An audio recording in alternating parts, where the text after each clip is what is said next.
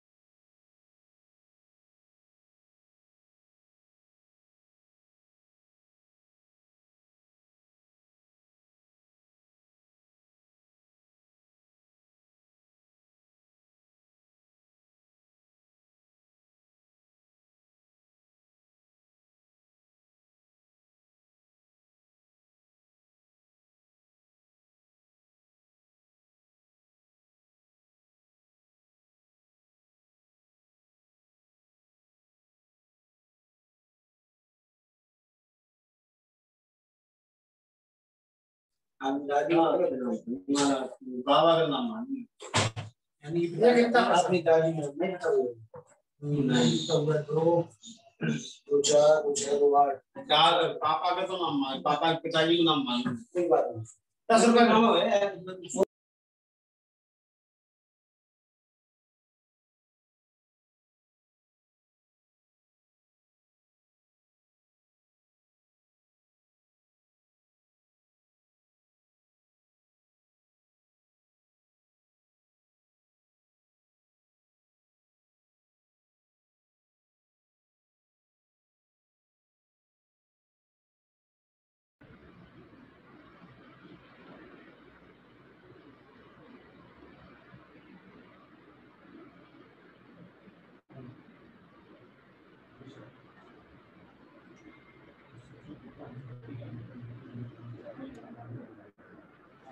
है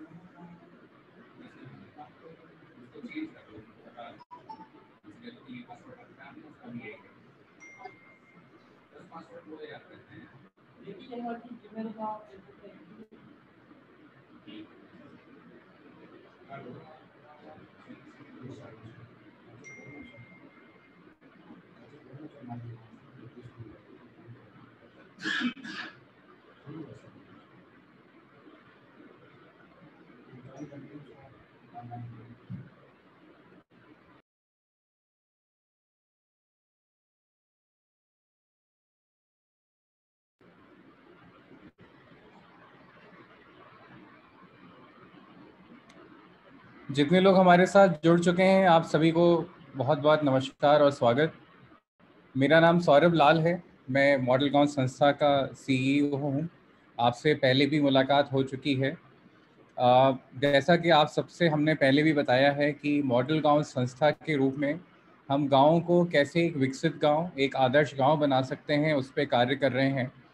और ये हमारा एक बहुत पक्की हमारी धारणा है कि हमारे इस लक्ष्य को सिद्ध करने के लिए एक फार्मर प्रोड्यूसर कंपनी और एग्रीकल्चर इन जनरल, खेती का जो एक कंट्रीब्यूशन हो सकता है, जो वो सहायता हमें उनसे मिल सकती है, वो एक बहुत बड़ी है। जब तक एफपीओ हमारे साथ नहीं जुड़ेंगे और एफपीओ सशक्त रूप से काम नहीं करेंगे, किसी भी गांव की आर्थिक विकास में बहुत ज़्यादा गति नहीं आ पाएगी।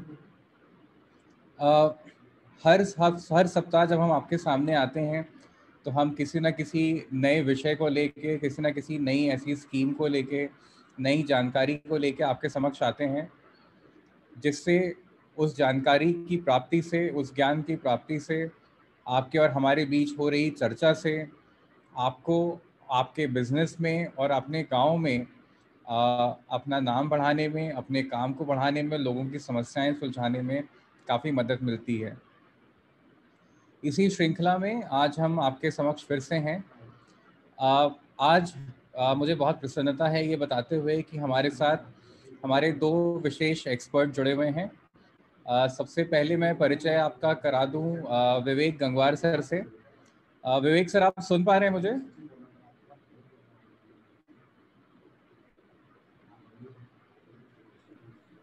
जी सौरभ, मैं सुन रहा हूँ आप। जी जी, बहुत बहुत स्वागत है सर आपका। Thank you so much Saurabh. तो मैं सभी का परिचय, वैसे सर से आप सबकी मुलाकात एक ना एक बार तो ज़रूर हो चुकी है, फिर भी मैं एक बार सर का आपका परिचय दे दूं। विवेक गंगवार सर हमारे कोर टीम के फाउंडिंग मेंबर हैं मॉडल गांव के। सर का बहुत ही खासा तजुर्बा पंचायती राज पे रहा है और इनकी एक्सपर्टीज़, इनकी जानकारी पंचायती राज पे अनमैच्ड है, मैं बोलूँगा। सर वर्ल्ड बैंक के सलाहकार रह चुके हैं और ऐसी जितनी भी बड़ी नामी संस्थाएं हैं जो एक सोशल वेलफेयर कह लीजिए या सरकारी स्कीमों को लोगों तक पहुंचाने का में कार्यरत हैं, उनके कोऑर्डिनेटर्स और उनके हेड सर का रह चुके हैं। उनका ऐसा खासा अनुभव है। वाटर एंड सैनिटेशन पे सर का बहुत अनुभव है और ख़ास तौर से मॉडल गांव को कैसे ग्रामीण परिवेश में आप लोगों के माध्यम से पहुंचाया जा सके और आपके साथ आपको कैसे आपकी सहायता की जाए कि आपका भी सहयोग बने अपने गांव को मॉडल गांव बनाने में, उसका सर का बहुत ही खासा मार्गदर्शन रहा है। और आज एक बहुत ही खास विषय पे सर अपने अनुभव को और अपनी जानकारी को आपसे साझा करने के लिए उन्होंने आज समय दिया अपना यहाँ पे, तो हम सर से उस बारे में जानेंगे। साथ ही हमारे साथ कृषि कुंभ परिवार से हमारे बहुत ही करीबी एग्रीकल्चर एक्सपर्ट श्री अरुण दुबे जी जुड़े हुए हैं। अरुण जी, आप सुन पा रहे हैं मुझे?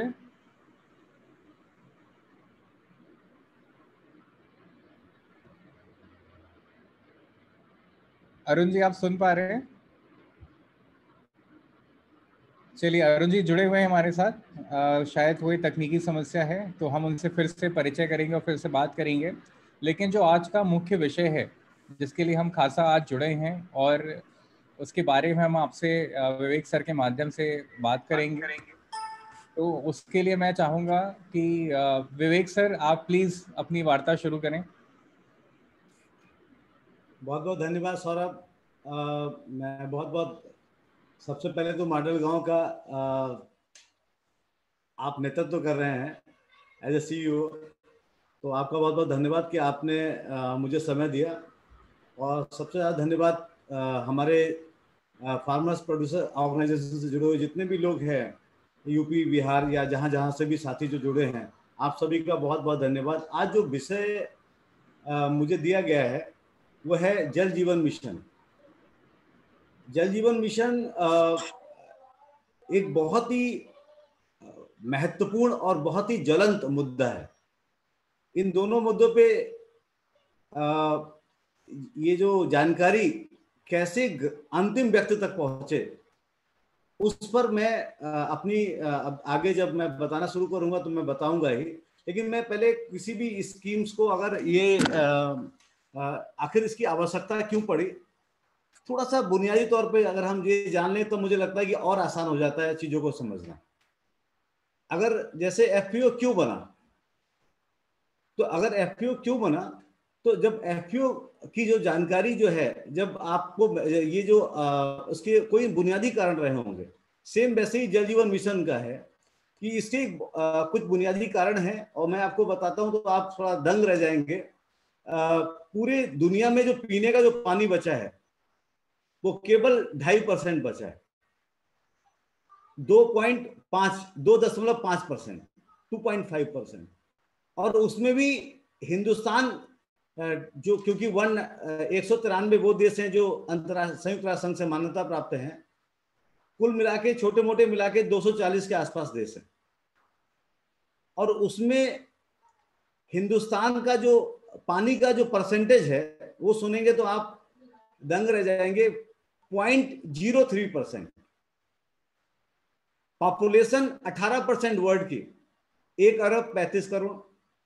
जमीन 2.5%, 32.6 लाख स्क्वायर किलोमीटर। पूरे दुनिया का जितना जमीन है उसका 2.5% जमीन केवल हिंदुस्तान की है। आबादी पूरे दुनिया में जितनी है उसकी 18% आबादी हिंदुस्तान की, और पानी 0.03%। मतलब आप कल्पना कर लीजिए कि हम कितने खतरनाक मोड़ की तरफ पहुंच गए। और इसीलिए जो हमारे भारत के प्रधानमंत्री जी ने एक मास लेवल पर अब ये प्रण जो लिया है उन्होंने कि हम 2024 तक हर घर में नल के माध्यम से जल, ये अभी तक अर्बन कल्चर था, नगर निगम, नगर निकाय, नगर पंचायतें, लेकिन गांव के आखिरी गांव तक हर घर में नल से जल, उसी को पहुंचाने के लिए इसी को जल जीवन मिशन का नाम दिया गया। और एक बात और भी है कि आखिर ये नल से जल से होगा क्या, इससे कौन सा फर्क पड़ने वाला है, ये भी लोगों के मनोविवेक में विचार आता है।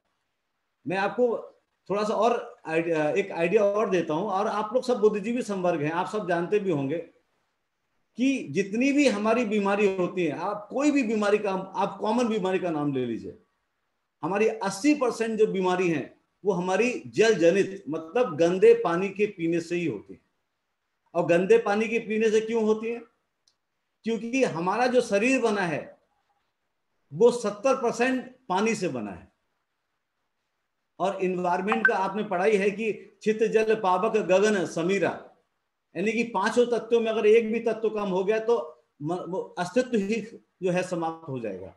तो अगर पानी 70% है, इसका मतलब बॉडी जो, अगर हम पानी जैसा इंटेक करते हैं उसका इम्पैक्ट हमारी बॉडी पे आता है। इसीलिए आप देखें कि लगातार बीमारियों का ग्राफ, अभी तक लोग शहरी बोलते थे, शहरी, गरीब, अर्बन, पेरी अर्बन या रूरल, ग्रामीण, हर जगह बीमारी का ग्राफ बढ़ता ही चला जा रहा है।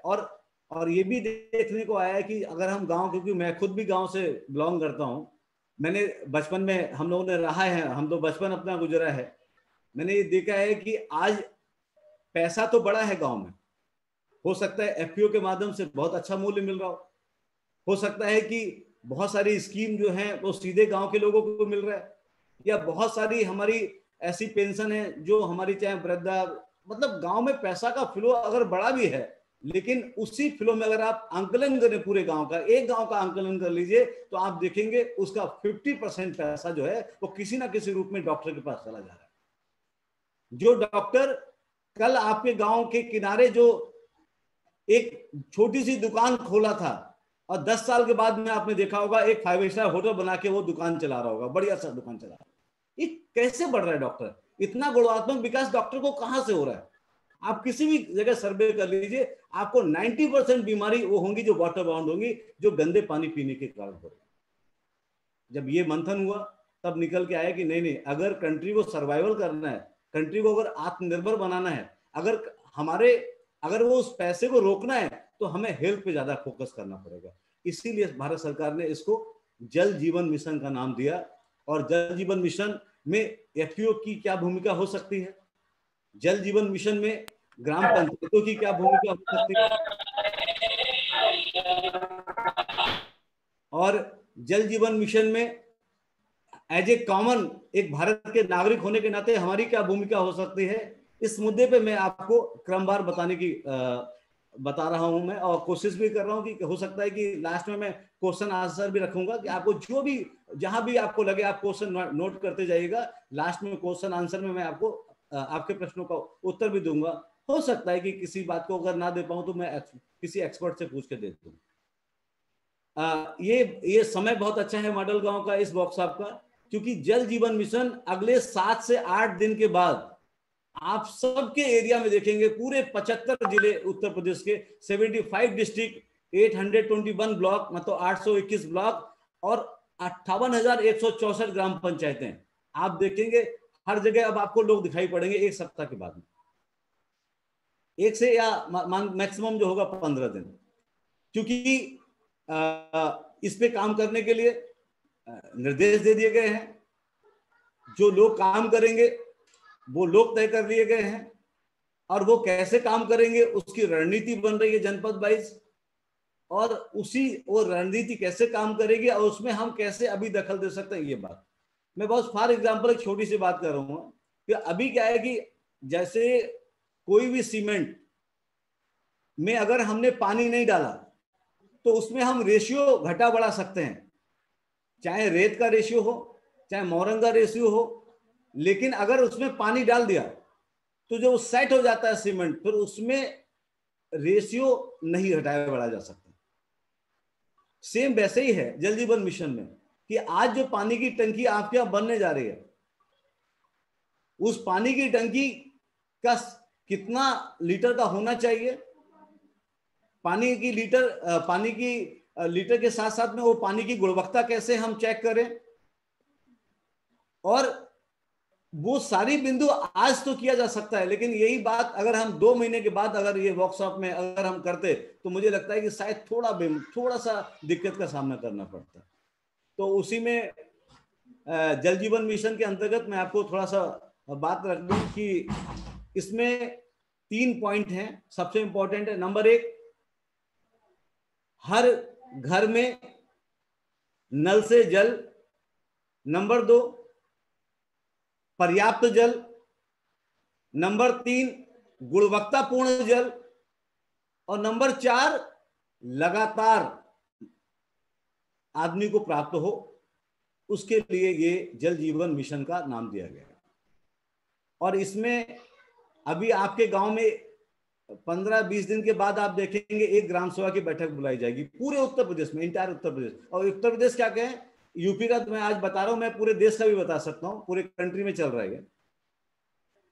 एक ग्राम सभा की बैठक बुलाई जाएगी, उस बैठक में गांव के सारे समाज, गांव के लोग आएंगे। उसमें क्या होता है कि यहां पे थोड़ी गलती हो जाती है। ये मेरा भी अपना 24 साल हो गए मुझे काम करते करते, और मैंने ये देखा है कि एक बहुत बड़ी गलती ये होती है कि जब ग्राम सभा की बैठक बुलाई जाती है, ड्यूटी की पिटवाई हुई जाती है, मैंने ये देखा कि पीपुल्स पार्टिसिपेशन, लोगों की सहभागिता बहुत कम होती है। मैं क्यों जाऊं, अरे उनका है वो करें, मुझसे क्या मतलब उन बात को लेके।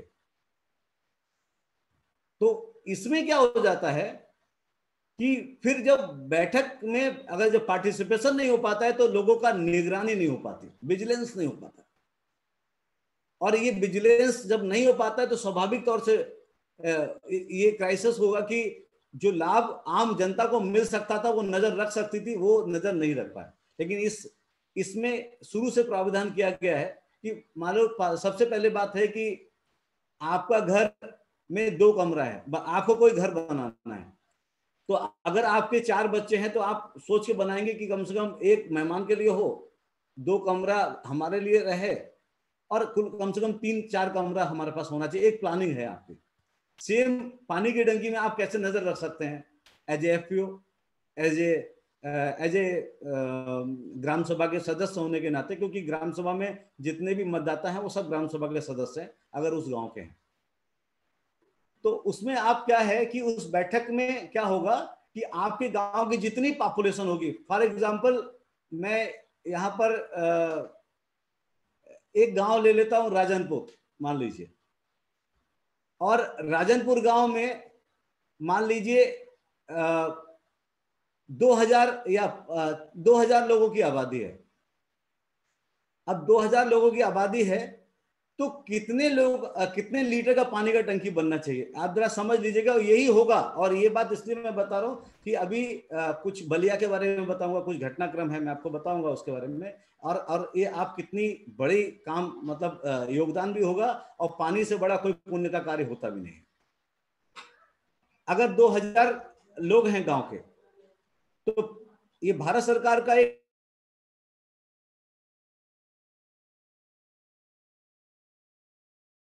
लीटर प्रति व्यक्ति पानी, ये भारत सरकार का स्टैंडर्ड है।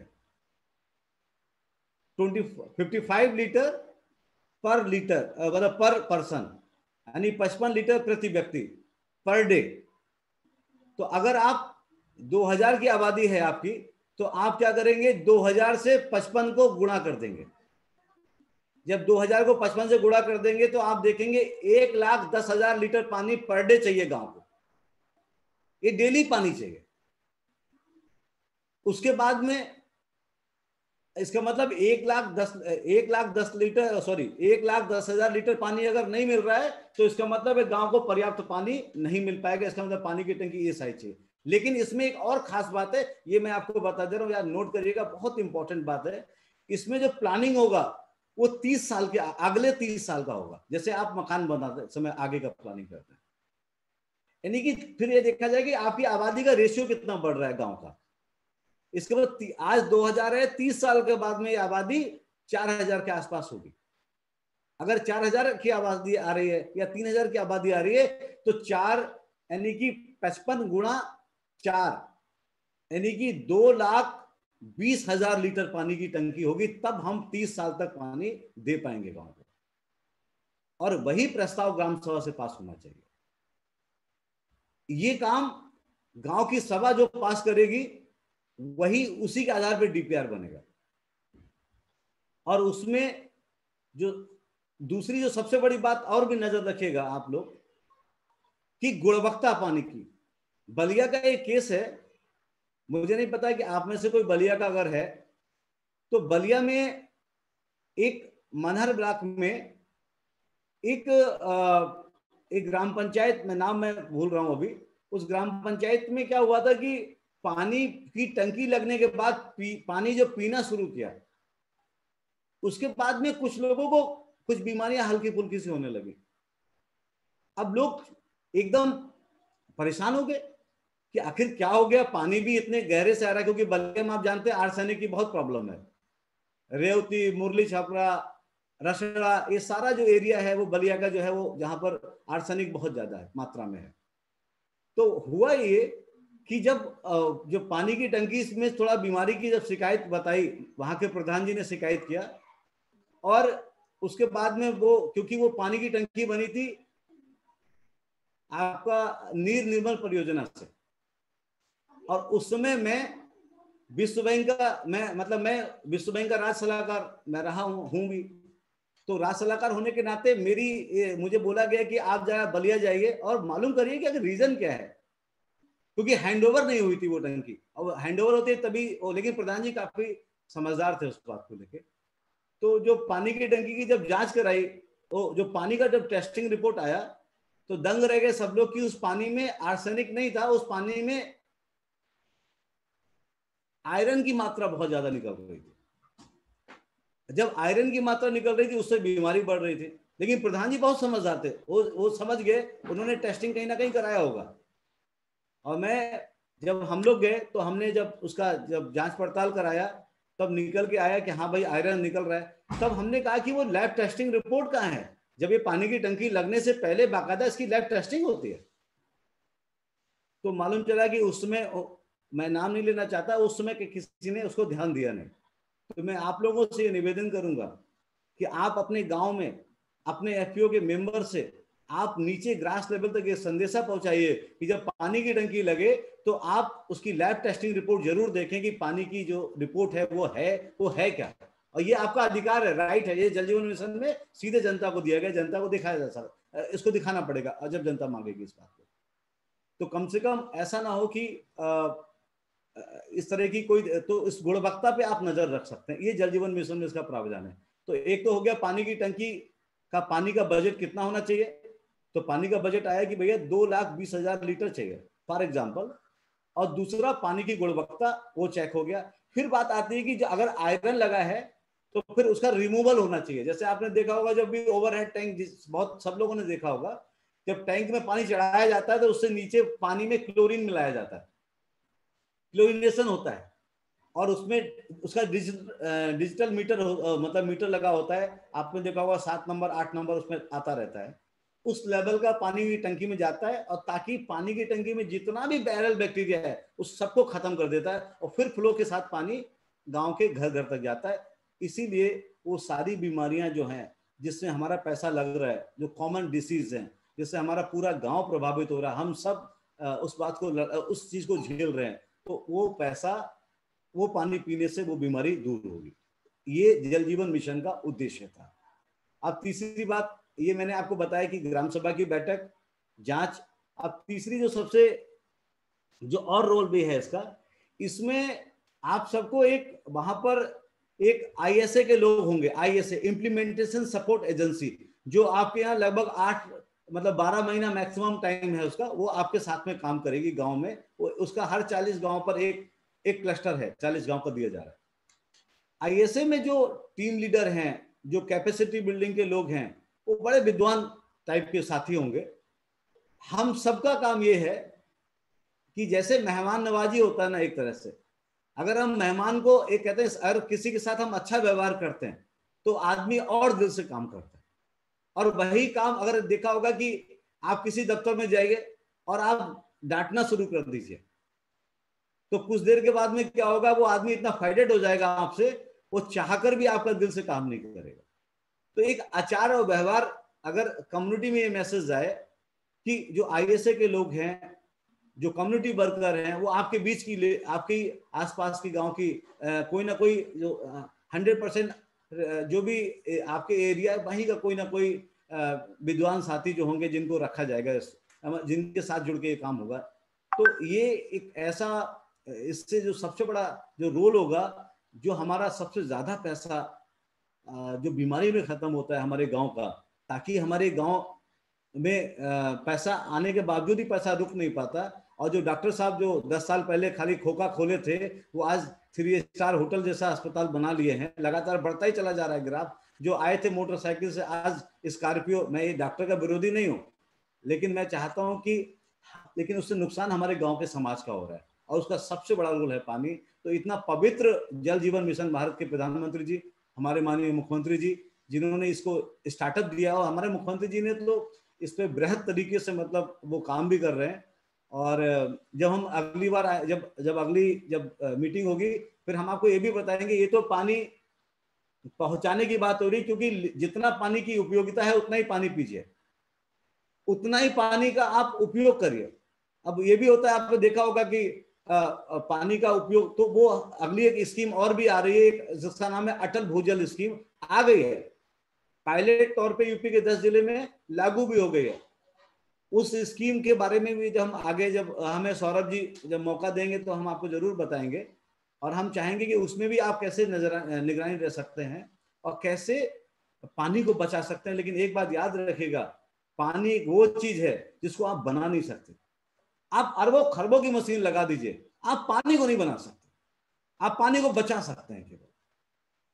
और बुंदेलखंड में जरा देखिए, आप चित्रकूट, बांदा, महोबा, उधर छतरपुर, इधर देखिए आप यूपी में भी देख लीजिए, आप हरदोई में मल्लामा देख लीजिए, 100 फुट 250 फुट पानी पहुंच गया। झांसी में तो 1200 फुट नीचे पानी से आपको लेके आ रहे हैं। और पानी का लेवल, पहला लेवल खत्म हो गया है, सेकंड लेवल चल रहा है।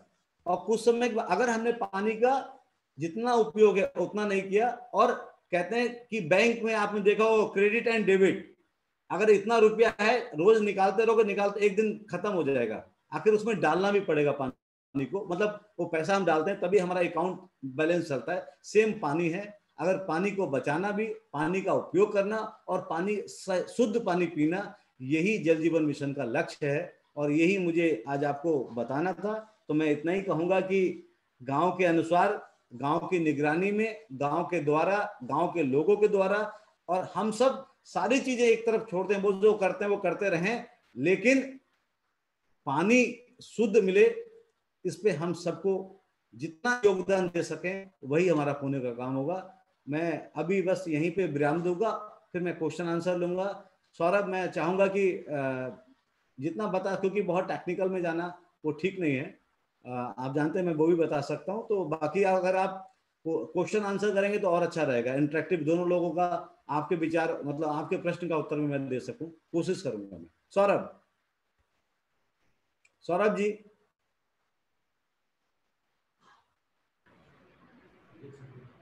सर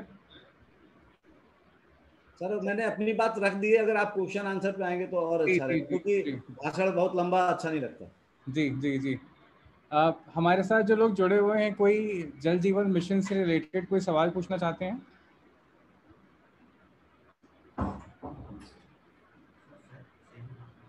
आ गए? सर हम सवाल जवाब शुरू करें उसके पहले एक काफ़ी हर्ष की बात है, मैं आप सबसे शेयर करना चाहता हूँ। हमारे साथ संजय सैनी जी जुड़े हुए हैं सहारनपुर से। संजय सैनी जी, जैसे कि हम सब जानते हैं कि उन्होंने गुड़ के व्यवसाय में और उसकी उपज में बहुत खासा नाम कमाया है, और हमारी टीम के आग्रह करने पे आज उन्होंने हमें अपना समय दिया है और आज इस मीटिंग में वो शामिल हैं।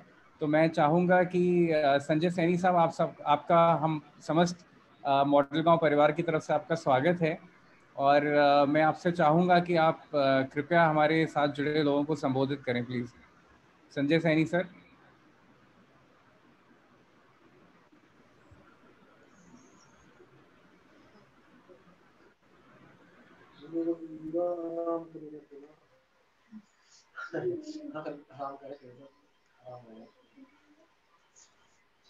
हेलो, नमस्कार जी। आप सभी को मेरा नमस्कार। मैं संजय सैनी, सहारनपुर संघर्ष बायो एनर्जी प्रोड्यूसर कंपनी।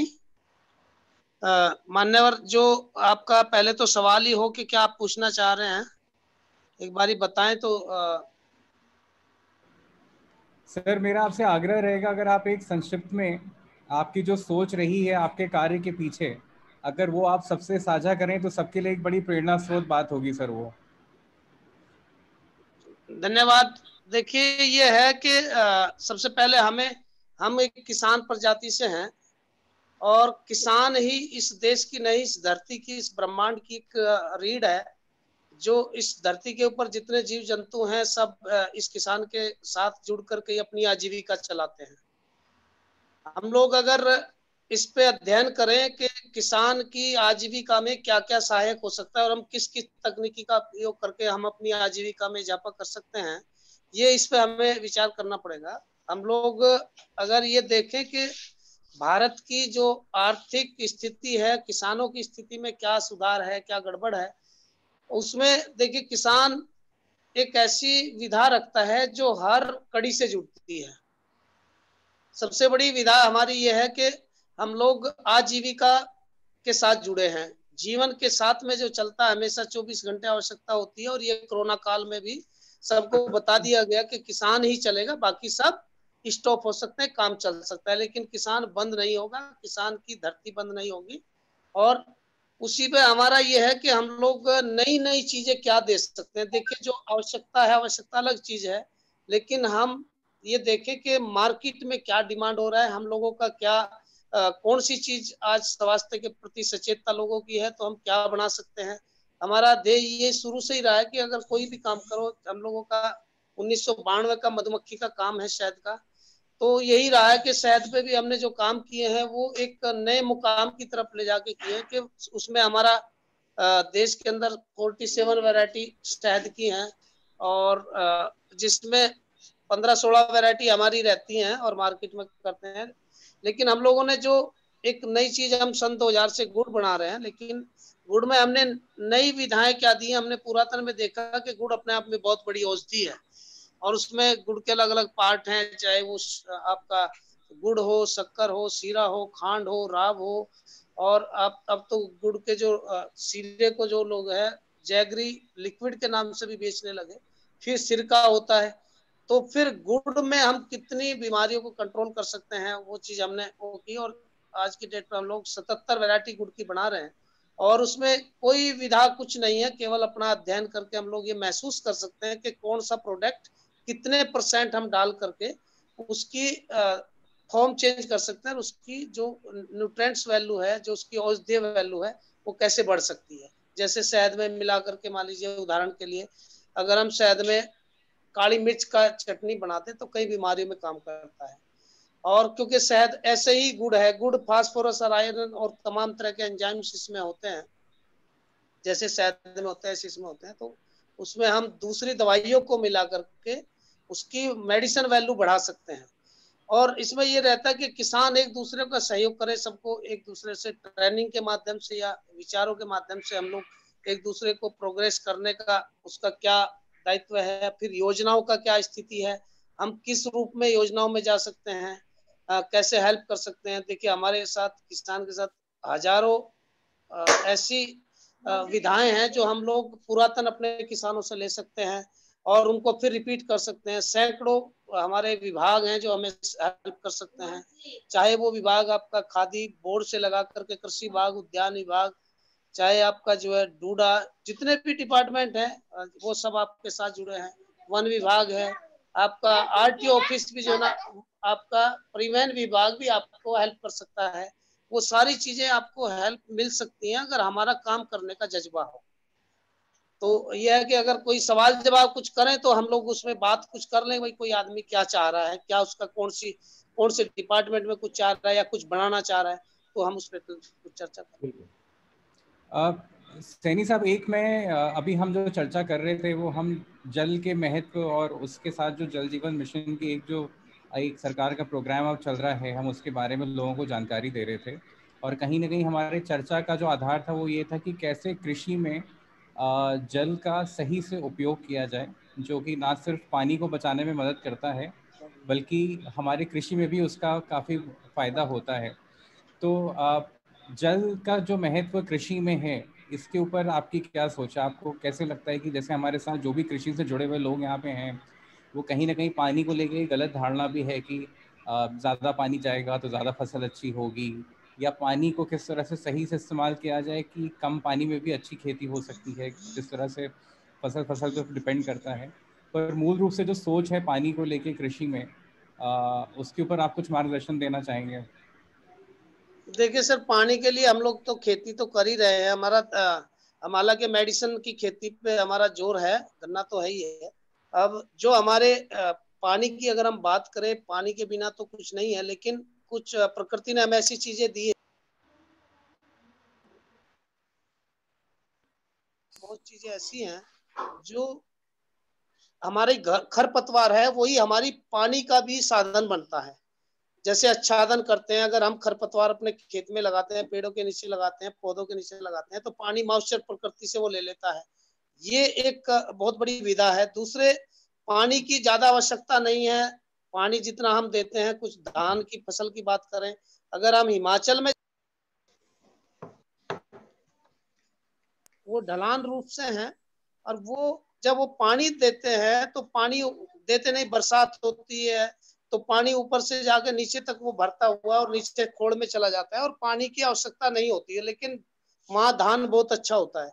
दूसरे, जो हमारी प्रकृति ने हमें जो अपने दाएं बाएं के जो सड़क के किनारे पौधे हैं उनमें कोई पानी नहीं देता है, उसके बावजूद आप देख रहे हैं कि फिर भी हमारे से खेती से अच्छे फसल वो पा रहे हैं और अच्छा फल पा रहे हैं। तो हम लोग तो जो खेती करते हैं, पानी की कई तरह से बचत की जा सकती है। हम लोग वेस्ट डिकम्पोजर का इस्तेमाल करते हैं, जिसमें गुड़, बेसन और पूसा का जो कैप्सूल बना है उस कैप्सूल का इस्तेमाल करते हैं और उसको जो है हम लोग उसका इस्तेमाल करके उसमें अपना खेती कर रहे हैं। और खेती थोड़ी बहुत नहीं, 10 एकड़ हमने मॉडल के रूप में बना दिया है और सब लोग उसको देखने भी आ रहे हैं कि बिना कम से कम 10% पानी पे ही हम खेती कर रहे हैं। तो इस चीज को सभी लोग, किसान सभी कर सकते हैं। ऐसा कोई वो नहीं है कि किसान कोई नहीं कर सकता, और ये इसमें एजुकेशन की आवश्यकता होती है। दूसरे, वेस्ट डिकम्पोजर के साथ में जीवामृत, बीजामृत, घनामृत, अमृत पानी और जो खेत का वेस्टेज है, उसी से हम पानी की बचत कर सकते हैं।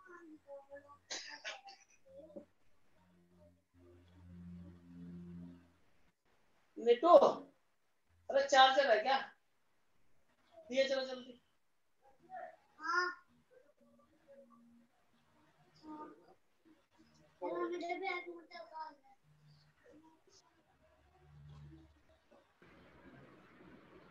संजय जी, आवाज नहीं आ रही आपकी। अभी मैं अच्छा,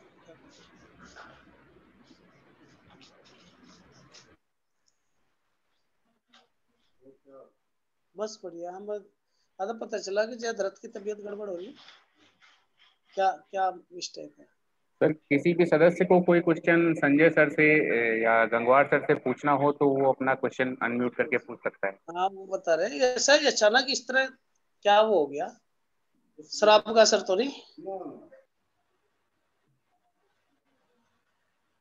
सर ये वीवो V3 लिख के आ रहा है, आपने हैंड रेस किया है, अगर कुछ पूछना चाह रहे हैं तो अनम्यूट कर लें सर, पूछें।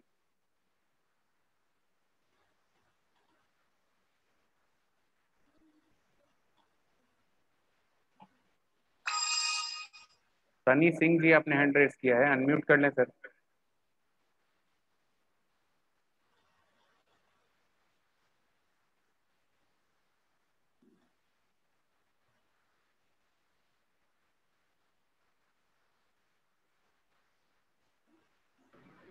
कोई भी साथी जो हमारे साथ जुड़े हैं, किसी भी तरह का सवाल पूछना चाहें, आज सैनी साहब हमारे साथ हैं, विवेक सर हमारे साथ हैं, कोई भी आपके मन में कोई सवाल या कोई आप और जानकारी या किसी पर्टिकुलर विषय पे कुछ खासा जानना चाहते हो आप, तो प्लीज़ अपनी बात रखिए।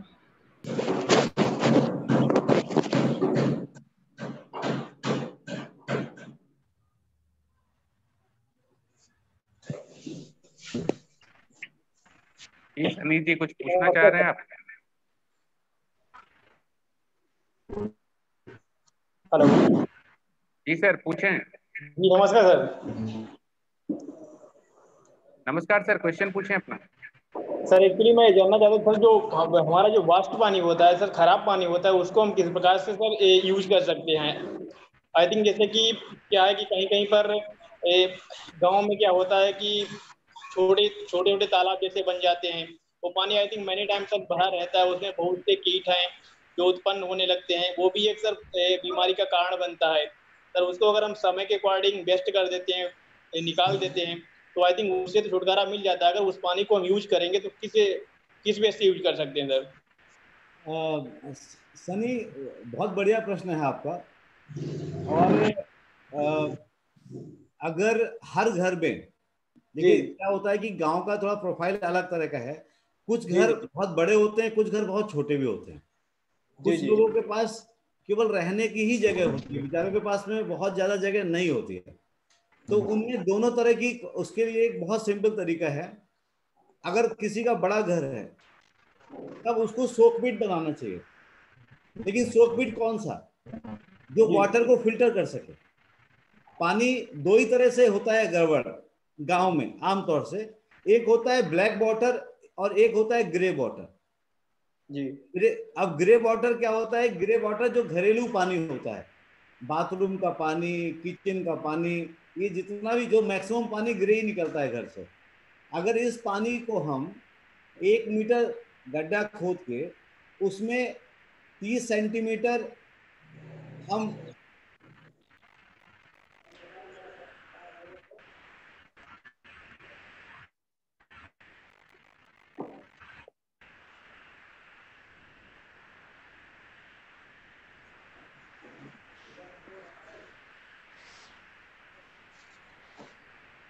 विवेक सर आपका नेटवर्क कुछ प्रॉब्लम कर रहा है शायद।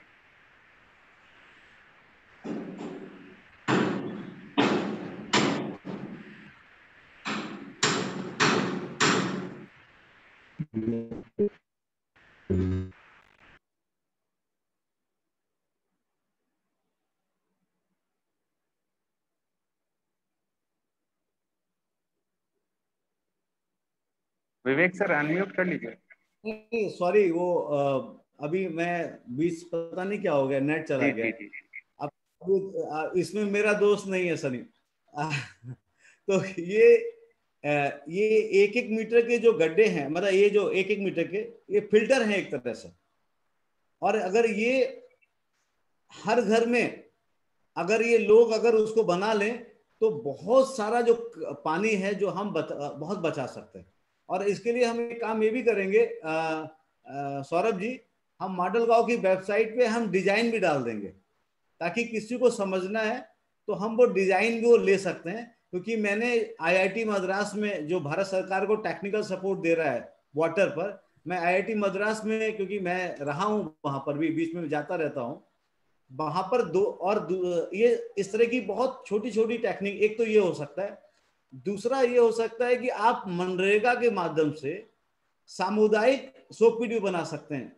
अगर 8 या 10 परिवार हैं, जो आपने देखा होगा बहुत सारे हमारे परिवार है जो बहुत छोटे छोटे मकान हैं, जगह ही नहीं है बनाने का सोकपीट, तो वो उस पानी को फ्लो लाकर हम सामुदायिक तौर पे भी 8 से 10 घर का हम एक सामुदायिक सोकपीट, उसका साइज थोड़ा बड़ा होगा, लेयर सिस्टम ऐसा ही होगा, वो बना सकते हैं। ये 2 डिजाइनें हम अपनी मॉडल गांव की साइट पर भी हम कहीं ना कहीं इसको अपलोड करा देंगे। और तीसरा बात जो सनी जो है, जो आपने बोला है, ये तो हो गया आपका ग्रे वाटर। अब ब्लैक वाटर, ब्लैक वाटर बेटा वो होता है कि जिसमें पक्का वाला पखाना गांव में बना होता है, और जो पक्का वाला पखाना जो होता है उसका जो देखा होगा कि सफेद सफेद सा टिप टिप के गिरता रहता है नाली में पानी, वो बेहद खतरनाक होता है, उसको बोलते हैं ब्लैक वाटर। उसके लिए भी 1 फीट का सोकपीट स्पेशल डिजाइन है उसका, और वो इंटरनेट पे भी अवेलेबल है डिजाइन। आप डालेंगे सोकपीट ब्लैक वाटर, अपने आप निकल के आ जाएगा। 1,500-2 हजार रुपए का खर्चा है। और वो जो ब्लैक वाटर होता है वो पानी में पैथोजन की मात्रा बहुत ज्यादा होती है, और आपने देखा होगा कि लगातार कैंसर का रोग गांव में भी बढ़ रहा है। कभी अध्ययन करिएगा, ये पहले ऐसा नहीं होता था। आपका नोएडा में हमारे सनी साहब भी हैं, नोएडा में एक गांव है, और हमारा बगल में लोनी में एक गांव है जहां 100% कैंसर पे हैं। कैंसर का ग्राफ क्यों बढ़ रहा है, उसमें भी एक बहुत बड़ा रोल जो है वो ब्लैक वाटर का भी एक रोल है उसमें। तो ब्लैक वाटर को सही करना बहुत इंपॉर्टेंट है, और उसके लिए 2 ही विकल्प है। या तो जो पक्का वाला पखाना बनाइए, जो 3 खाने अगर आप बनाते हैं, मतलब 3 बनाते हैं, खाने बनाते हैं हम लोग, तो चौथा सोकपीट होना चाहिए उसी में जुड़ा हुआ, क्योंकि वो उसका नाम ही है सेप्टिक टैंक। आप बनाते हैं टैंक, सेप्टिक नहीं लगाते हैं उसमें। सेप्टिक तभी लगेगा जब उसमें चौथा जो खाना होगा वो सोकपीट वाला हो, कच्चा वाला होगा, ताकि वो पानी फिल्टर होके नीचे जाए। उसी को तो हम टैंक तो बनाते हैं, लेकिन सेप्टिक टैंक नहीं बनाते। इस पे बहुत काम चल रहा है, आप भी जान रहे हैं, और ये एक बहुत बड़ी समस्या है। और अभी जो स्वच्छ भारत मिशन में मतलब आपने देखा भी है कि बहुत सारा टॉयलेट इसीलिए सोकपीट बनाने की बात आई थी इस चीजों को लेकर। और पश्चिम यूपी में 4 जिला नोट कर लीजिएगा, मुजफ्फरनगर, शामली, बागपत और मेरठ, इन चारों में डार्क जोन में चला गया है पानी। मतलब पानी का लेवल बहुत नीचे चला जा रहा है, लगातार गिरता चला जा रहा है। तो उस पर भी हम जब अगली बार जब सौरभ जी मौका देंगे तो हम अटल भूजल स्कीम को जब बताएंगे तब आपको मालूम चलेगा कि उसके भी कैसे हम लोग पानी का लेवल भी कैसे बढ़ा सकते हैं, और बढ़ा सकते हैं। हेबड़े बाजार जो आपके महाराष्ट्र का अहमदनगर जिले का गांव है, उसका वाटर लेवल 80 के फीट के आसपास था। आज देखिए वो वाटर लेवल कहाँ नीचे नीचे ऊपर को ऊपर तक आ गया। क्यों? क्योंकि गांव ने तय किया कि हम वो फसलें बोएंगे। मतलब वो एक रणनीति ग्राम स्तर पर हुई थी। हर गांव का अलग अलग मैकेनिज्म होगा, उस पर बात करेंगे। ये विकल्प है सनी, आपको संतुष्ट है तो जरूर बोलिएगा, नहीं संतुष्ट है तो फिर प्रश्न कीजिएगा। ये मंच इसीलिए है। अनम्यूट कर लीजिए सनी। अनम्यूट करिएगा पहले, सनी अनम्यूट करें आप। हाँ जी जी थैंक यू सर। सर जैसा कि आपने बताया, आपने सर बहुत अच्छा सजेशन दिया, इससे पहले कि इतना मुझे नहीं पता था। जैसे कि गांव में भी क्या होता है कि सर आपने बताया कि टैंक बनाते तो हैं, लेकिन क्या सेफ्टी टैंक नहीं बनाते हैं। आई थिंक टैंक तो बना लेते हैं जी, लेकिन सेफ्टी टैंक बनाते नहीं। क्या है जो उनका जो कचरा होता है, मल होता है, वो नालियों में बहता रहता है। ये एक मेन रीजन जो आपने बताया कि ये भी काला पानी होता है, वो सर उसी की वजह से आई थिंक होता है ज्यादातर। ये बचाना बहुत बड़ा उद्देश्य है गांव को बचाने के लिए। आप मान लीजिएगा ये बहुत बड़ा अभियान चलेगा। इसलिए हमें इसमें अवेयर करना चाहिए लोगों को, अपने पूरे समाज को। जी, और सर अवेयरनेस तो आई थिंक रूरल एरिया में तो बिल्कुल ना के बराबर होती है, लोग तभी समझते। एफपीओ आए हैं, जी इसीलिए जी एफपीओ आए हैं। ओके, अगर किसी और का प्रश्न है तो जी thank you sir. Thank you so much sir. जी सर, कोई और अपना क्वेश्चन पूछना चाहता है तो वो पूछ सकता है।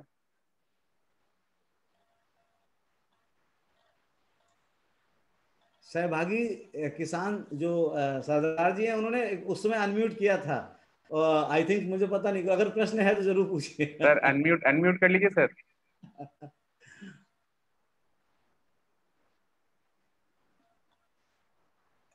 अब इसका दो मतलब होता है, या सब संतुष्ट हो गए या कोई संतुष्ट नहीं है।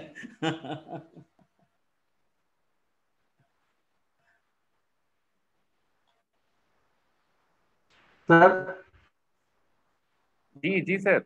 सत श्री अकाल। मेरी तरफ से सभी को नमस्कार। सर आवाज कट रही है आपकी। सर ऐसा है, अभी ये डाउन बहुत चल रहा है मेरा। सर इसमें ऐसा है, सत श्री अकाल सर। सर इसमें है जल संसाधन की, आवाज आ रही है सर? सर आवाज पहुंच रही है मेरी? हेलो, आवाज थोड़ा सा आपका एक बार। जी सर आवाज आ रही है सर? अब आई जी।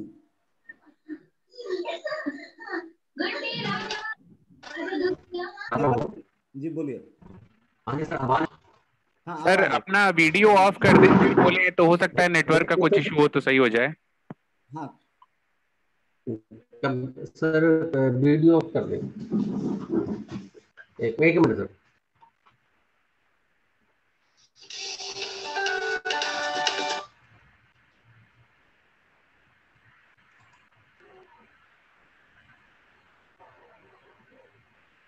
हाँ सर अब आ रही है आवाज? जी जी जी सर आ रही है, बोले। हाँ हाँ सर, मैं सहभागी किसान producer company CEO Major Singh, जिला मुजफ्फरनगर से हूँ। जो मैं अपना मेरा तजुर्बा है लगभग 40 साल से किसान में हूँ, और जो मैं देख रहा हूँ, मैंने पहले भी देखा गांव के जल का जो भी उपयोग हो रहा है वो मेरे हिसाब से अगर मैं देखूँ 300 गुना बढ़ गया है। आपने ये कहा नल से जल, लेकिन अब नल से जल नहीं है, अब हम सबमर्सिबल से जल निकाल रहे हैं। हर घर में निकल रहा है, हर उसमें निकल रहा है, जो उसका यूटिलाइजेशन है वो कई सौ नहीं कई हजार गुना बढ़ चुका है। उसका अल्टीमेटिव क्या हो रहा है कि हमारा पानी जो गांव के हम जोड़ होते हैं, जो उसमें इतना पानी ओवरफ्लो हो जाता है कि उसे निकाल, उसके लिए खेतों में दूसरे खेत वाले लड़ते हैं, मेरी तरफ पानी आ गया, ये हो गया वो हो गया, इतना पानी का हो जाता है। अननेसेसरी यूजिंग जो हो रही है उसके लिए उसका यूटिलाइजेशन नहीं है हमारा। आपने सुझाव दिया है इसको रिचार्ज किया जाए, रिचार्ज होना भी एक बहुत बड़ी अच्छी बात है, रिचार्ज होना चाहिए। लेकिन दूसरा मेरा सुझाव सर ये है कि जो पानी हमारा इकट्ठा हो गया है उसको ट्रीटमेंट प्लांट लगा करके बाकी बचते पानी को एग्रीकल्चर के लिए यूज किया जाए। उसके लिए जो भी स्कीम हो, चाहे एफपीओ अपनी तरफ से एफर्ट करे या सरकार उसमें क्या सहयोग करे, उसके लिए एक बहुत बढ़िया इसके लिए होगा, हमारा जल भी बचेगा और उसका यूटिलाइजेशन भी सही हो जाएगा। उसके लिए जो भी व्यवस्था बनती है, जैसे हमारा हर गांव का एक अलग है, कितना बड़ा गांव है, उस गांव में कितना बड़ा तालाब है, कितने लाख क्यूबिक लीटर उसमें पानी रहता है, उस पानी का यूज होना चाहिए एग्रीकल्चर में। उसके लिए एक ट्रीटमेंट प्लांट लगे, ट्रीटमेंट प्लांट के बाद पंपिंग करके उस पानी को खेतों तक पहुंचाया जाए। जब वो पानी खेतों तक पहुंच जाएगा तो उसका यूटिलाइजेशन बढ़िया मिलेगा, बल्कि उसमें आपको माइक्रो न्यूट्रिएंट्स भी ज्यादा मिलेंगे अगर उसको हमने ट्रीटमेंट कर लिया गया। क्योंकि गांव के पानी में केमिकल ज्यादा नहीं होते हैं। जो इंडस्ट्री होती है, सपोज कोई डाइंग इंडस्ट्री है, दूसरी कोई इंडस्ट्री है, उसका पानी पोल्यूटेड ज्यादा होता है, लेकिन गांव का पानी जो होता है वो एग्रीकल्चर में यूज होने लायक होता है। तो मेरा तो सुझाव यही है सर, इसको बचाने के लिए, पानी को बचाने के लिए हम नीचे से लाखों लीटर पानी निकालते हैं, उससे बेहतर ये है कि जो पानी हमारा स्टोरेज है, एक जगह स्टोरेज हुआ पड़ा है, उसको हम छेड़ते नहीं, उस पानी को भी हम उसको उठा करके अपने खेत में पाइपलाइन बिछा करके, कैसे ही बिछा करके, तो सप्लाई अगर हो जाए हमारे उसके, ऐसी प्लानिंग कोई हो जाए सरकार की तरफ से, या जैसे हमारे एफपीओज हैं वो किसानों को इसमें प्रेरित कर दें, तो इसका एक बड़ा समस्या का हल निकल जाएगा। रिचार्ज होना बहुत बड़ी अच्छी बात है, लेकिन रिचार्जिंग का कितने परसेंट कितनी स्पीड से होता है वो नहीं हो पाता है, क्योंकि हम लाखों लीटर पानी हर बोरिंग से निकालते हैं, हर कोई फ्लड इरिगेशन करता है, जो कुछ करता है। इसलिए जल को ही बचाना है, आने वाली हम नस्लों के लिए जल नहीं छोड़ के जाएंगे तो शायद हमें वो पूछेंगे कि हम कैसे जिएंगे, कैसे सर्वाइव करेंगे। क्योंकि पानी ही एक ऐसी चीज है जिससे आपका जीवन चल सकता है, बिना पानी के आपका जीवन नहीं चल सकता। जैसे ऑक्सीजन के बिना नहीं हम सांस नहीं ले सकते, ऐसे पानी के बिना जिंदगी भी नहीं है। और पानी लिमिटेड है, इसमें कोई दो राय नहीं है, अब इसको बचाने के लिए बहुत बढ़िया है मॉडल ग्राउंड में आपने ये विषय रखा। मैं आपका बहुत धन्यवाद करता हूँ सर। मैं थैंक यू सो मच आपका। मैं देखिए और बहुत अच्छा आपके सामने रखा है सर, आप हमारे लैब को इसमें हेल्प करें। नहीं, थैंक यू सो मच आपका। एक सबसे अच्छी बात थैंक यू।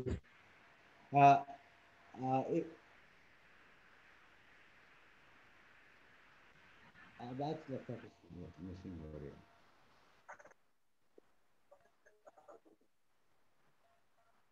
राघवेंद्र सर आवाज आपकी बहुत स्लो आ रही है।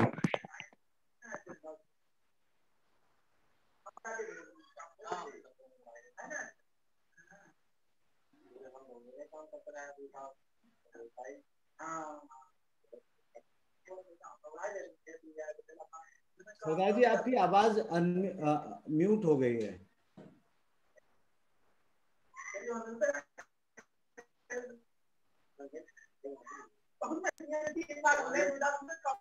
सर अनम्यूट कर लें सर।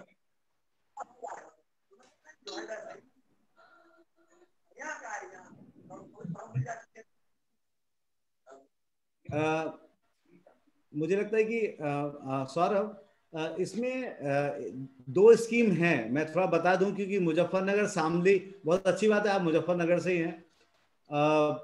अभी क्या है कि सरकार का जो ग्राउंड वाटर जो एक्ट 2019 में काफी नई चीज आ गई है। एक तो उसमें प्रोविजन है, सेकंड अटल भूजल इसीलिए मुजफ्फरनगर में जनपद उसमें शामिल किया गया है। और तीसरी बात कि जो गांव में अब क्या होगा, तहसील स्तर पर FSTC लगेंगे, फीकल स्लश ट्रीटमेंट प्लांट। वहां से भी जो पानी है वो ट्रीट कर कर उसका एग्रीकल्चर यूजेस के लिए उसका इस्तेमाल किया जाएगा, जो सरफेस पे है हमारे। तो ये है। अगला कोई प्रश्न हो तो सर और कोई क्वेश्चन पूछना चाहता हो तो प्लीज पूछे।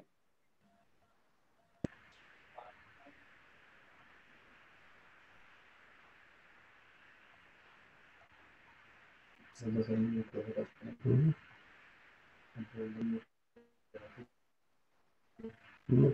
मुझे ठीक लगता है है सर, कि ओके, बढ़िया। कोई क्वेश्चन है नहीं किसी सदस्य का।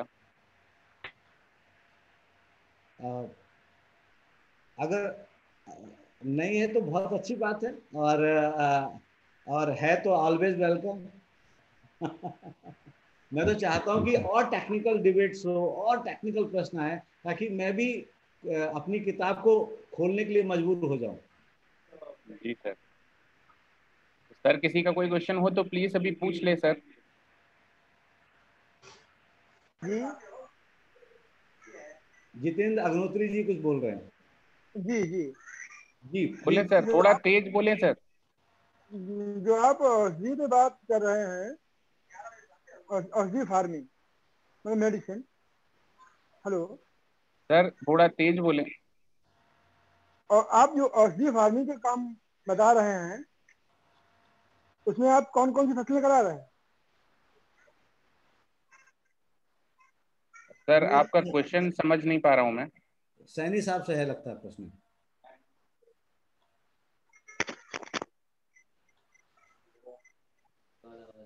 जी हेलो, आवाज आ रही है? जी बोलें। जो आप औषधीय फार्मिंग की बात कर रहे हैं, तो औषधीय फार्मिंग में आप कौन कौन सी फसलें करवा रहे हैं सर? सचिन और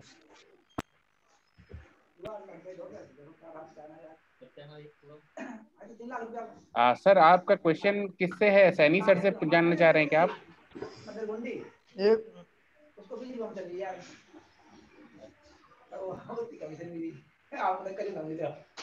सैनी सर अगर आवाज सुन रहे हैं सर तो प्लीज सर के क्वेश्चन का जवाब दे दें जब तक।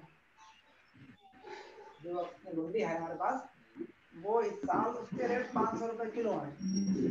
संजय सैनी साहब, अगर आप आवाज सुन रहे हैं तो ये जी, अब भैया उसको 5,000 रुपए। हेलो, तो वो 1 कुंटल से ऊपर बिजली। हेलो जी जी बोले जितेंद्र जी।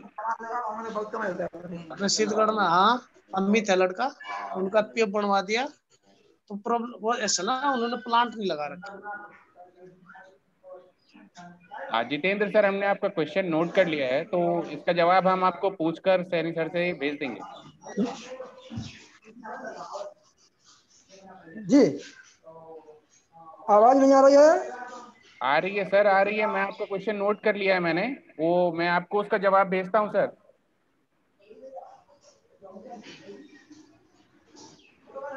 सैनी सर हमसे अभी जुड़ नहीं पा रहे हैं शायद।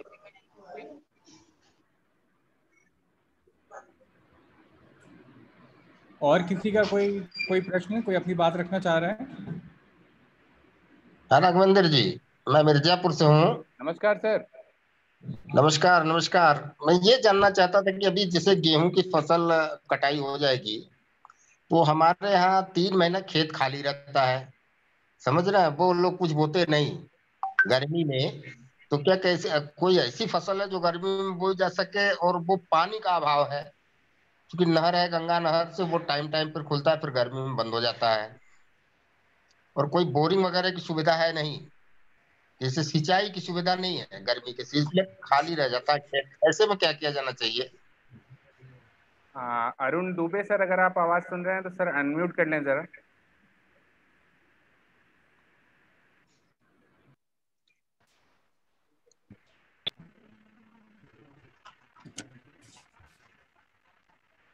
अरुण दुबे जी। विवेक सर।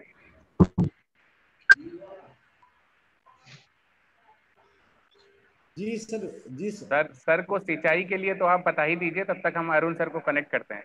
नहीं, उनका प्रश्न असल में है कि जो 3 महीने गेहूं की फसल कटने के बाद जो जायद का वक्त है, जायद की उसे बोला, वो 3 महीने में कौन सी, उस जायद की कौन सी फसल कर सकते हैं मिर्जापुर में? क्योंकि मिर्जापुर में पानी का क्राइसिस है, क्योंकि वो जो गंगा से जो नहर जो बता रहे हैं कि वो समय समय पर खुलती है, तो उस समय ऐसी कौन सी फसल दे सकते हैं? ये एग्रीकल्चर का प्रश्न है, अरुण जी। वाटर का प्रश्न नहीं है।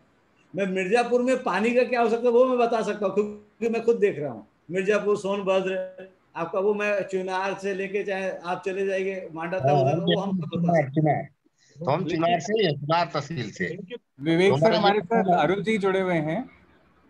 अरुण जी बताएंगे। हाँ अरुण जी, आप सुन पा रहे हैं? बिल्कुल सुन रहा हूँ सर। विवेक सर, शुभ प्रभात, शुभ मध्याह्न। जरे नवाजी, आपका बहुत बहुत जरे नवाजी। अरुण जी, कैसे हैं आप? एक अरुण जी सवाल आया है रामलाल सिंह जी से मिर्जापुर से। सुन लिया सवाल सर मैंने। और जी, जी, जी। जायद की जितनी फसलें होती हैं सब में पानी लगता है।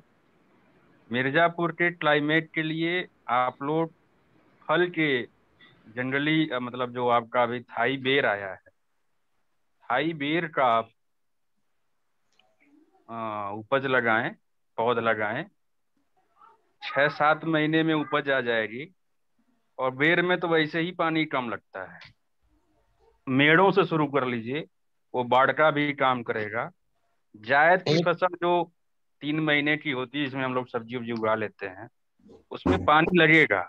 अगर आपके पास पाली हाउस का है कुछ बजट, या साड़ी हाउस का बजट है, तब वो काम कर सकते हैं। या आप ड्रिप इरिगेशन का प्रयोग करें। ड्रिप इरिगेशन में फंड आया हुआ है, आप अपने जिला उद्यान अधिकारी से मिलें, वहां से वो ड्रिप इरिगेशन का बता देंगे कि कैसे आप अवेल कर सकते हैं। 60 to 70%, 80% उसमें रिबेट है, छूट है, डिस्काउंट है। आप उनसे मिल के उस फैसिलिटी को लीजिए, तब कम पानी में आपको ये फसल मिल जाएगी, कर सकते हैं। ऐसे तो जो आप जिस तरह से भी हम लोग पानी लगाते हैं खेतों में, उस तरीके से तो 3 महीने में वहाँ मिर्जापुर में संभव नहीं है। जी धन्यवाद। अभी आप ड्रिप इरिगेशन के लिए जिला उद्यान अधिकारी से मिलिए, या मैं नंबर भेज दूंगा, वहाँ पे हमारे मनोज तिवारी जी हैं एक, वो आपको उसमें सहयोग भी कर देंगे कि कैसे क्या करना है। जी ठीक है जी, ठीक है। प्रेम शंकर जी बैठे हुए हैं शाहजहांपुर से। हाँ विवेक जी नमस्कार। नमस्कार। ये इतने गजब की गौशाला का और इनका इतना बढ़िया मछली का कार्यक्रम है, मतलब आपका भी कोई प्रश्न है तो पूछ लीजिए, इनको मैं जानता हाँ हूँ। थोड़ा, नहीं इसीलिए हमने अनम्यूट किया है।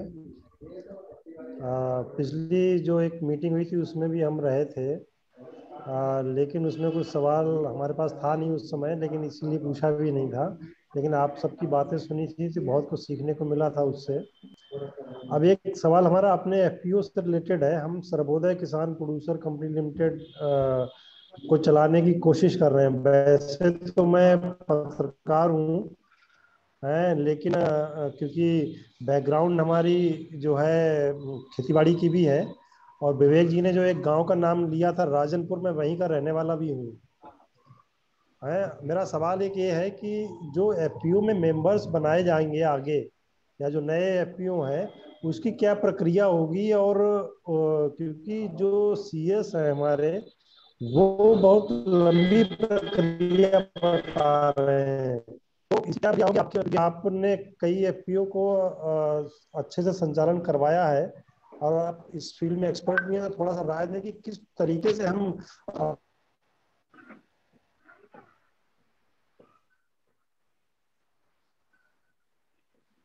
शंकर सर, आवाज कट रही है आपकी।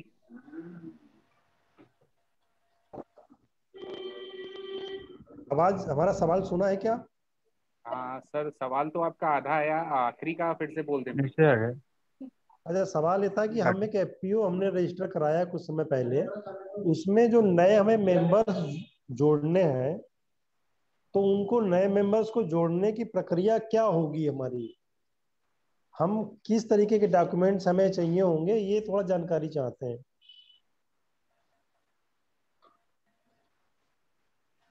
अरुण सर। हाँ सर। हाँ सर, सवाल सुना हो तो आप प्लीज आंसर। हाँ बिल्कुल सुना है। नमस्कार सर।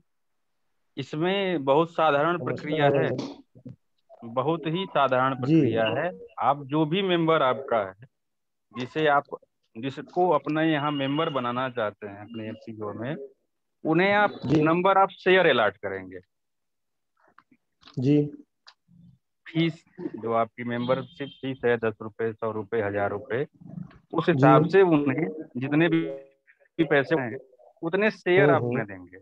इस शेयर को देने के लिए एक शेयर सर्टिफिकेट देते हैं जी। ये सिंपल है। शेयर सर्टिफिकेट आप गूगल से डाउनलोड भी कर सकते हैं, और वही आपके सीए को आप दे देंगे।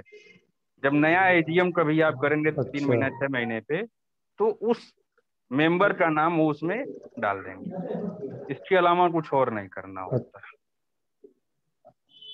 अच्छा, केवल शेयर सर्टिफिकेट उसे हम अपनी तरफ से जारी करेंगे? जी हाँ।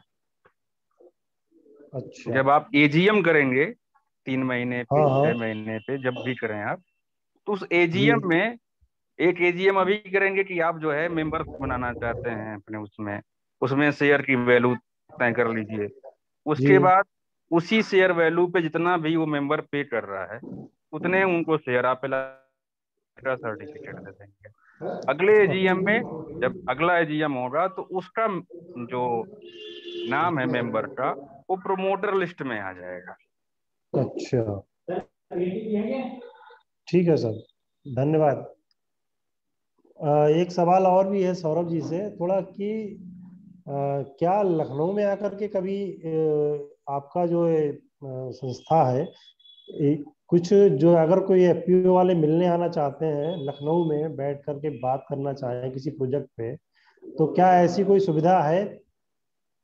प्रेम शंकर सर, बिल्कुल। और हम प्रोत्साहित करते हैं बल्कि एफपीओ चलाने वाले संस्थानों को कि आप अगर लखनऊ आ रहे हैं या आपका कोई खास आप कोई चर्चा करना चाह रहे हैं, तो आप प्लीज़ लखनऊ आएँ, हमारे ऑफिस आएँ मॉडल गांव के, और जो भी आप चर्चा करना चाह रहे हैं उससे संबंधी जो भी एक्सपर्टीज़ की ज़रूरत होगी, जो भी विशेषज्ञों की ज़रूरत होगी, हम आपसे पहले से बात करके हम सुनिश्चित करेंगे कि उनका भी समय हम ब्लॉक करके रखें, ताकि आपका जो भी उद्देश्य हो उस पर हम एक कंस्ट्रक्टिव वे फॉरवर्ड हम तुरंत डिस्कस कर सकें। तो आप लोग अगर प्लीज़ आना चाह रहे हैं तो बहुत बहुत स्वागत है सर। ठीक है, धन्यवाद। और कोई साथी हमारे कुछ प्रश्न पूछना चाह रहे हैं? कोई आपके मन में कोई ऐसी बात हो जिसके बारे में आप और जानकारी लेना चाहें? जी जी जी, मैं ये जानना चाहता था कि जो मॉडल गांव है, तो क्या गांव में जो महिलाएं बेरोजगार हैं तो वो गांव पे ही रहती हैं, गृहिणी हैं, उनके लिए कोई योजना है मॉडल गांव के हिसाब ये की तरफ से? कुछ ऐसा प्रोग्राम है या चल रहा है या चलने का कोई है रामलाल आगे? जी मैं हाँ प्रश्न जी। हाँ, मैं प्रश्न समझ गया आपका। देखिए, हम कोई ऐसी हम स्कीम नहीं चला रहे हैं जिसको मैं आपको बोलूं कि आप ये स्कीम अपने गांव में इम्प्लीमेंट करा दें और गांव के लोगों को, या इस केस में जैसे आप महिलाओं पे खासा ध्यान देके पूछना चाह रहे हैं। जी लेकिन हमारे जो दो चीज़ें हैं, एक तो जैसे विलेज मैनिफेस्टो के बारे में आपको पता होगा, हमने पिछली कुछ जी मीटिंग्स में चर्चा करी उसके बारे में। और हमारा जो चेंज मेकर का एक सेक्शन है जहाँ पे हम लोगों को ट्रेनिंग देते हैं ऑनलाइन, जिससे वो हाँ सामाजिक कार्यों में निपुण हो जाएं, कुछ ऐसी चीज़ें वो सीख लें जिससे पंचायत के काम के बारे में उनको जानकारी मिल जाए, सरकारी स्कीमों के बारे में जानकारी मिल जाए। और तीसरा जी जो हमारा फोकस है एफपीओ का, जैसे आज हम जुड़े हैं सभी के साथ, तो इनमें हम उनका कैसे हम शेयरिंग बना के, उनका ग्रुप बना के, हम इन तीनों चीज़ों में कैसे हम उनको शामिल कर सकते हैं, हम इस पे जोर दे रहे हैं। और कुछ चीज़ें हैं जिन पे अभी हम चर्चा कर रहे हैं, जैसे हम आपसे अभी चर्चा कर रहे हैं, हम और लोगों से पूरे उत्तर प्रदेश में अलग अलग जिलों में हम लोगों से बात कर रहे हैं कि कैसे हम महिलाओं का एक छोटा समूह बना के और हम कैसे उनको किसी व्यवसाय में हम उनको प्रोत्साहित कर सकें और उनके लिए उसको सपोर्ट कर सकें हम। तो लेकिन अभी वो कुछ चर्चाएं ऐसी हैं जो भी वो फाइनल रूप में नहीं आ पाई हैं। तो जब एक उसका पूरा प्रारूप तय हो जाएगा तो मैं उसके बारे में ज़्यादा आपको विवरण दे पाऊंगा और आप तक हम वो बात लेके पहुंचेंगे। लेकिन अभी मेरा आपसे निवेदन बस यही रहेगा कि अगर आपके संपर्क में ऐसे लोग हैं, ऐसे परिवार हैं जहाँ पे महिलाएं अच्छी जानकार हों, लेकिन उनके पास कोई फिलहाल अभी काम नहीं है या वो कहीं पर भी इंगेज नहीं हो पा रही हैं, तो उन्हें कहीं ना जी कहीं अपने एफपीओ के बनाने और चलाने में भी कार्यरत आप कर सकते हैं, उनसे काफ़ी सहायता मिलेगी। और दूसरा चीज़ है कि जो मैनिफेस्टो हमारा है, जिन 25 विकास मुद्दों पे हम लोग बात कर रहे हैं, अगर उस पर थोड़ी सी चर्चा गांव में शुरू हो जाए महिलाओं के माध्यम से, खास तौर से, तो एक अच्छा माहौल बनेगा और फिर जो हम अगला प्रारूप हम लेकर आपके सामने आएंगे उसकी एक अच्छी फाउंडेशन बन चुकी होगी, उनको काफ़ी मदद मिलेगी तेज़ी से अपने काम को आगे बढ़ाने में। हम सर यही सोचते थे ना, जैसे गांव में मैंने चर्चा किया इस बात पे, तो मुझे लगा कि ये मॉडल गांव के जो चौमुखी विकास का जो बना हुआ है खाका, उसमें रोजगार पे भी ध्यान दिया जाना चाहिए, ऐसा मेरा सोचना है नहीं, बिल्कुल कि बिल्कुल मॉडल गांव में इसकी भी बहुत ही आवश्यकता है। लोग बिल्कुल बेरोजगार पड़े हैं, घर पे बैठे हैं, कोई ऐसा गृह उद्योग हो जिसकी ट्रेनिंग दी जाए और वो जो है गांव में ही बैठे बैठे छोटे प्रोडक्ट तैयार करें, हैं, तैयार करके उसकी भी आमदनी बढ़े, इस मॉडल गांव को नहीं, बिल्कुल। और रामलाल जी, आपने बहुत अच्छा एक विषय उठाया है और मैं इस पे थोड़ा जो मॉडल गांव की सोच है वो भी आपके सामने मैं रख दूं कि कहीं ना कहीं देखिए, गांव आदर्श 2-3 कारणों से बनता है। एक तो जब गांव में रहने वाला खुद आदर्श बने, तो जी वो सबसे ज़रूरी है। दूसरा है उस गांव का सामाजिक विकास हो, जहाँ पे विलेज मैनिफेस्टो और चेंज मेकर अहम भूमिका निभाएंगे। और गांव का आर्थिक विकास हो। देखिए, हम इस बात को भली भांति जानते हैं कि कहीं पे भी विकास, किसी भी गांव को अगर एक आदर्श गांव बनाना है तो सामाजिक और आर्थिक दोनों विकास होने चाहिए। जी और जी जी कहीं ना कहीं हम सामाजिक विकास पे तो जोर देते हैं, आर्थिक विकास की मुद्दे पे हम उतने सशक्त अभी नहीं हो पाए यस हैं। यस ये इसी बड़ी सोच से समस्या। हम मॉडल गांव में काम कर रहे हैं कि अभी जैसे एफपीओ पे फोकस हम कर रहे हैं, ये हमारा पहला जी बिंदु है आर्थिक विकास की तरफ बढ़ने का। इसी तरह हम कैसे एक और प्रारूप जो मैंने आपको बताया हम जिस पे काम कर रहे हैं, एक बार जब वो फाइनल हो जाएगा और वो ग्राउंड पे जब हम उतारने लगेंगे, तो हमारा जी देखिए हमारा फोकस है कि एक जो लोकल इकोनॉमी बोलते हैं जी कि जी गांव में ही चीज़ें पैदा हों और गांव में ही जब उसकी खरीदारी और कंजम्पशन शुरू होगा तभी गांव का पैसा गांव में रुकेगा। अभी गांव का जी पैसा शहर में चला जा रहा है क्योंकि सब सारी सुविधाएं वहाँ पे हैं, जो सामान आपको खरीदना है वो गांव में उपलब्ध नहीं है, शहरों में है।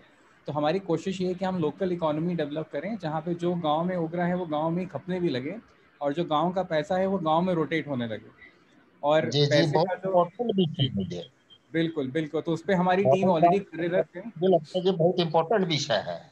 बिल्कुल बिल्कुल, और हमने ऑलरेडी हर फील्ड के कुछ बहुत ही खास एक्सपर्ट्स की एक टीम बनाई हुई है जो खासा सिर्फ इसी विषय पे काम कर रही है। और एक बहुत जी तेज़ी से एक प्रारूप बनता स्वरूप उसका बन रहा है। और बहुत जल्द हम शायद इस स्थिति में होंगे कि वो प्रारूप लेकर हम आप लोग के साथ में फिर आएँ और आप ही लोगों के माध्यम से हम उस चीज़ को आपके गांव तक पहुंचाना चाहेंगे। तो ये बहुत अहम विषय आपने उठाया है और मैं इस पर आपको आश्वस्त कर दूं, हमारा काम भी चल रहा है और बहुत जल्द एक ऐसे प्रारूप के साथ हम आएंगे। हम पहले उसे एक पायलट टेस्टिंग करेंगे। हम पहले किसी 1 या 2 जगह पे हम उसको ट्राई करेंगे कि उसमें क्या दिक्कतें आ रही हैं। हम गांव वालों से सुझाव लेंगे कि उसमें क्या और बेहतरी की जा सकती है, और फिर जब वो एक ऐसे लेवल पे आ जाए जहाँ पे हमें लग रहा है कि हाँ उसमें ज़्यादा से ज़्यादा बातें हमने शामिल कर दी हैं, फिर हम उसे धीरे धीरे और गाँव में लेकर चलेंगे। पर इस विषय पे काम हो रहा है और हमारी कोशिश है कि हम छोटे छोटे ऐसे नवाचार करते रहें जिससे हमारी जो हमारा समाज है उसके हर वर्ग के साथ हमारी इंगेजमेंट बनी रहे और उनका विकास होता रहे। तो ये आपने बहुत अहम विषय उठाया और इस पर मैं आपको आश्वस्त कर दूं, हम काम कर रहे हैं हमारी टीम, और बहुत जल्द कुछ स्वरूप लेके हम आपके सामने आएंगे।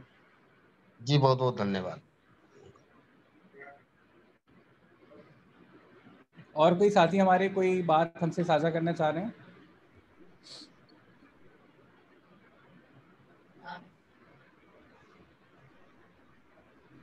तो मैं समझता हूं कि आज जो चर्चा हमारी हुई, चाहे वो जल जीवन मिशन और पानी के महत्व, उसके गुणवत्ता के महत्व के ऊपर जैसा जो आज हमसे ज्ञान विवेक सर ने शेयर किया, सर उसके लिए बहुत बहुत धन्यवाद आपका।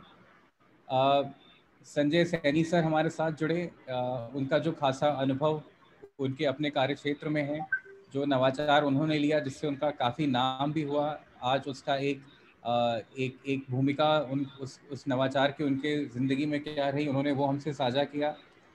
हमेशा की तरह अरुण दुबे जी हमारे एग्रीकल्चर एक्सपर्ट और हमारे कृषि कुंभ परिवार के मुखिया हमारे साथ जुड़े रहे, जिन्होंने आपके कुछ सवालों का भी जवाब दिया। और ये हमारी एक लगातार छोटी कोशिश बनी रहेगी कि जितने भी हमारे एफपीओ के साथी हैं जो एक बहुत अहम अपना रोल अदा कर रहे हैं ग्रामीण विकास में, हम आपके साथ बने रहेंगे एक सपोर्ट सिस्टम की तरह। और ये जो मॉडल गांव की वार्ता की श्रृंखला हमने शुरू की है, हम फिर आपके पास अगली बार आएंगे एक नए विषय के साथ, एक नई जानकारी के साथ, और साथ ही आपके जो सवाल होंगे या आपके मन में जो भी बातें होंगी हम उसे जितना हो सकेगा अपने स्तर से हम उसे एड्रेस करने की कोशिश करेंगे। तो आप सभी का अपना समय देने के लिए बहुत बहुत धन्यवाद, और अगली बार हम फिर मिलेंगे एक नए विषय के साथ। तब तक स्वस्थ रहें और देश की उन्नति के लिए कार्य करते रहें, आप सभी का विकास होता रहे, और फिर हम बहुत जल्द मिलेंगे। और इस बीच अगर आपके दिमाग में कोई बात आती है, आप हमसे साझा करना चाहते हैं, तो हम सभी सोशल मीडिया चैनल्स पे उपलब्ध हैं। हमारी वेबसाइट है www.modelgaon.org।